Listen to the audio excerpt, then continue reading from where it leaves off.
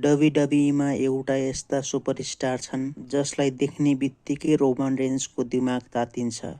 अब भन्नुहोला को हुन् ती? ती हुन् कुनै समयका मिल्ने साथी वा भाइ सेथ रोलिन्स। अरूले रोमन रेन्ससँग फाइट गर्छन् तर सेथ रोलिन्सले भने रोमन रेन्सको दिमागसँग फाइट गर्छन्। त्यसैले होला रोमन रेन्सले सेथ रोलिन्सलाई मेजर पियालीमा अहिलेसम्म हराउन सकेका छैनन्। उनले धेरै प्रतिद्वन्द्वीहरूलाई धुलो चटाए डब्ल्युडब्ल्युईको रिङमा, तर अहिलेसम्म सेथ रोलिन्सलाई भने धुलो चटाउन सकेका छैनन्। त्यसैले अब हुने डब्ल्युडब्ल्युईको मेजर पियाली मध्येको एक समरस्ल्याम 2026, जो अगस्ट 1 र अगस्ट 2 दिन गरेर डब्ल्युडब्ल्युईको इतिहासको पहिलो समरस्ल्याम जो 2 दिनको हुँदैछ।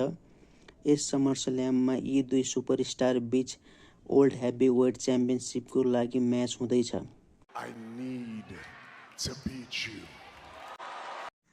ल भन्नुहोस्, के यो म्याचमा रोमन रेन्सले जित्लान् त?